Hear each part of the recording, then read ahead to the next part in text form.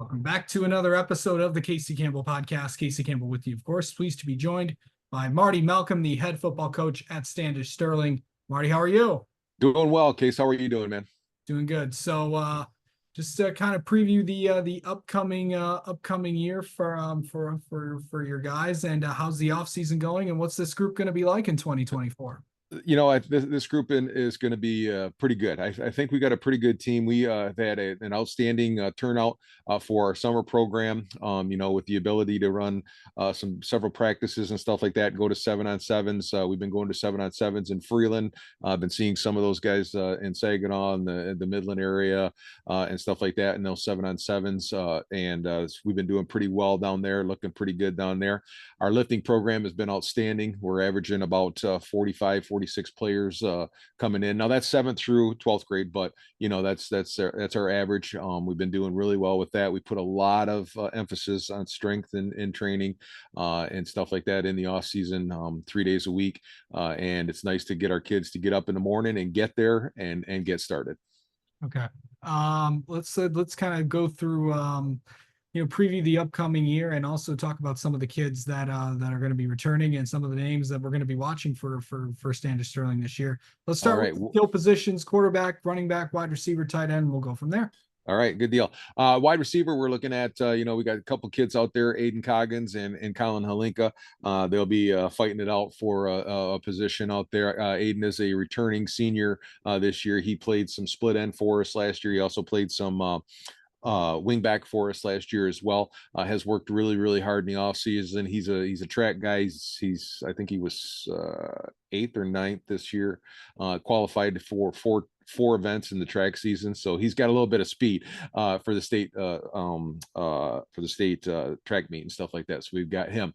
When we move into our tight end spot, I love my tight ends, and I've got a couple of really young tight ends that are going to be pretty special, I think, in the next couple of years.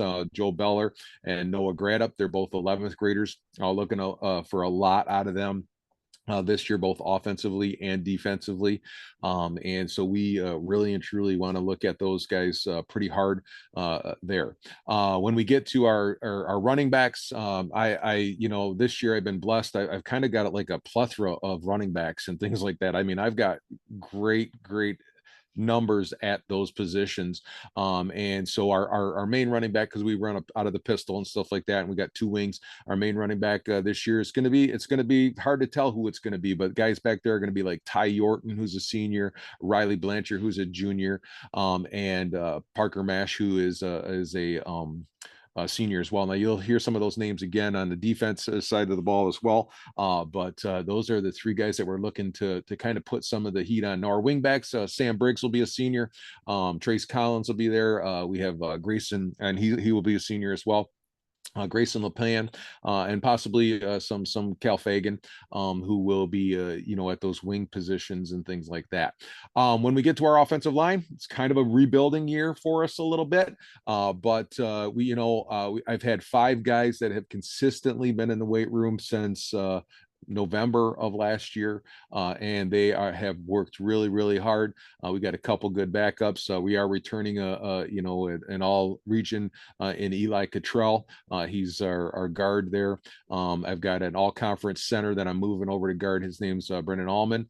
Got a couple guys down in there, a couple of new guys that are going to be Kyler Cook, who played for me last year. He played guard. He's going to be moving out to tackle. Caden Lyons will be playing some center, and then we got Andrew Ratajczak, who's going to be playing that other tackle. We got a couple other kids behind them that are 11th graders. You've got to have 7 or 8 or 9 offensive linemen. And I had to make one that he thought he was a skilled position player. And I'm like, listen, man, if you want to see the field this year a lot and you want to see the field possibly more than what you think you're going to, I need an offensive lineman for the next couple of years. And he, with no buff, no argument or anything like that. And he says, Coach, I just want to play. And that's the kind of kids that I really like to see. And that's pretty much our offensive guys right now. Our quarterback, Brody Sullivan, returning. Brody was an all conference last year quarterback. He's fast, he's got speed. He's got to work a little bit on his throwing. He knows that. But we're going to utilize his speed and utilize the speed in our backfield this year to really and truly to hopefully do some things that are pretty cool with those guys. Yeah. All right. Let's go to the defense. All right, defensively, and we'll start with those corners and stuff like that. We've got Grayson playing out there. We've got Sam Briggs coming back. We also got we're playing some Brody Sullivan might play back there. Starting quarterback, getting him out in those areas. Cal Fagan going to be playing at our safety. Trace Collins will be playing back there at safety as well. Cal Fagan has made tremendous improvements this past year in the weight room and in his overall speed and stuff like that. He was honorable mention last year, I think, all conference back there, and so we're pretty happy to have him back there. Linebacker wise, the three running backs that I mentioned, Parker Mash, Riley Blanchard, Ty Yorton, those are going to be the guys that are going to be our running backs. Right now, I'm looking at a kind of a rotation type of deal. Maybe, I don't know, but I kind of like to have a running back, a solid running back in that I can go to. But we'll see how that's all going to play out in the long run. Returning guys on the defensive line. Really and truly, this is an area that we're rebuilding on the defensive line. We've got Eli Cottrell will play some over there, but we're really expecting a couple of our juniors from last year that are now seniors, Cody Deshays to step in, Tommy Dittenberg to step in, Riley Jones to step in, and to really and truly make this team good. And we also have some 11th graders. We've got a couple 11th graders that are younger that look like they could play down in there too. Our defensive ends, so we've got a returning starter in Brecken Stukashinsky, who was all conference last year. He's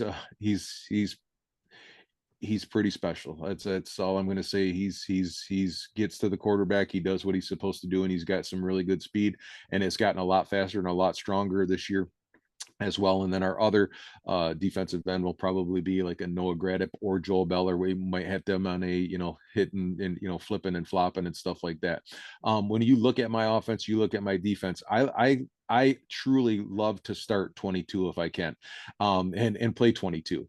And in most high schools you can. And being a Division 6, it's very hard. I've gotten close. I've gotten to like 19 or 20, where you're not flopping guys over and flopping guys back and stuff like that. And so I like the last couple of years I've been starting about 18 or so 19 guys. So it's up to my coaches and up to me to get those guys ready to play and get them ready to go. And I think that's something that we do really well at Standish. Let's talk about special teams. All right, special teams. I'm looking for a kicker. I lost my kicker last year. He's a senior. I've been blessed. The last few years, I go down to the soccer field and say, "Hey, man, anybody want to kick?" And usually get somebody that can come down and wants to kick for me, and things like that. I think this year our special teams, going against Boyne last year, and that's how we lost that game. Our special teams play was horrible, and they scored 2 touchdowns on one on a punt return and one on a kickoff return. And so we're really, really and truly going to focus on that.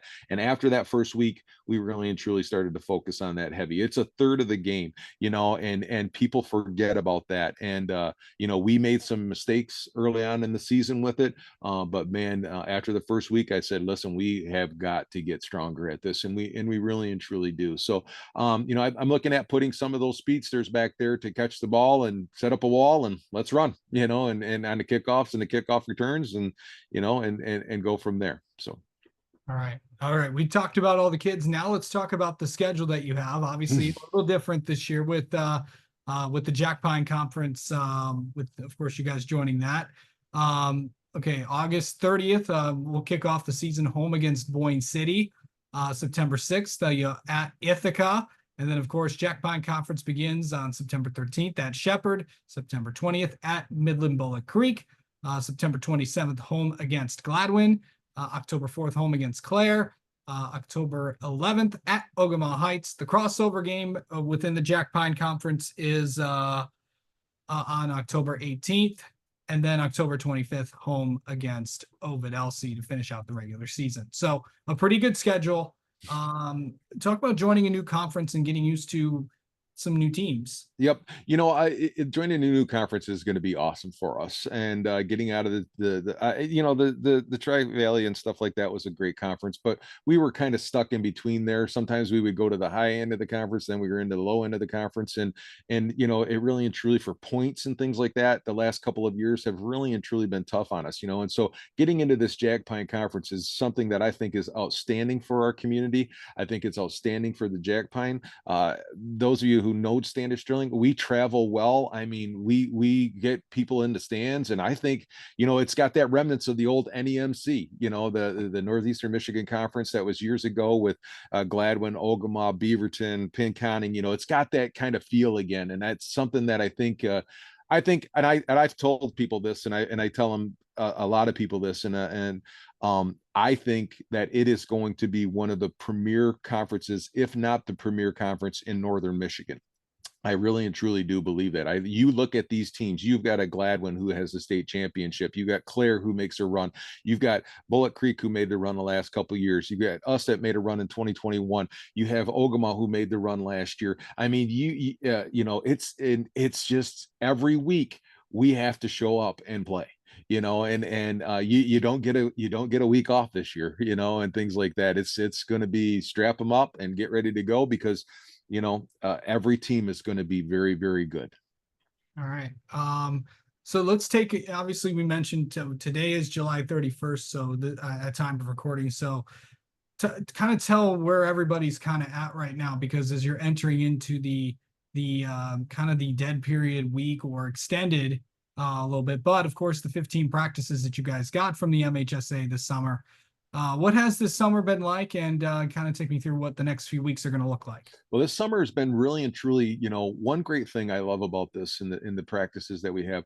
I'm looking at, about 4 or 5 installations already on my offense, and 6 or 7 pass plays that we have been able to just really and truly run really well. So I think that's been, one great thing is it's allowed us to have our team there to go and practice and to have all 11, all 20, whatever on the field. It's just allowed us to get that look that we need when we're running our power, when we're running our other, passes and stuff like that. It's just been awesome.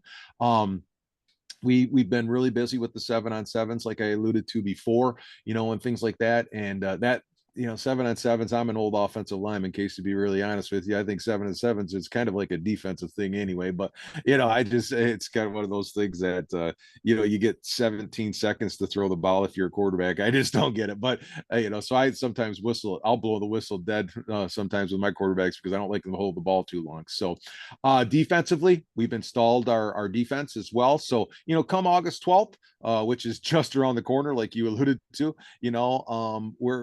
we're going to be pretty good. Now, today's the 31st, so this is the last day of the practices, things like that you can do. Now we go into a down week, MHSA. You got to go back to 4-man workouts and things like that. We pretty much at Standish Sterling go into a dead week, though. We just dead it out, and I don't want to see these guys for 7, 8, 9, 10, 11, 12 days, whatever it's going to take, 12 days, I guess. I really truly don't want to see them. I want them to go enjoy this week and get ready to have a mindset what we need to go and do this season. And I think what we're capable of doing, is going to be it's all going to be determined if our seniors and our juniors mesh. I mean, really and truly, that's every single year. That's what I seem to deal with. When our seniors and our juniors mesh, we have a good team. When they don't, we're not as good as we should be. All right. All right. Well, Marty, thank you so much for the time as always, and best of luck to you guys in the 2024 season. We'll look forward to having you on maybe later in the year. Yeah, great. Thank you, man. Go Panthers.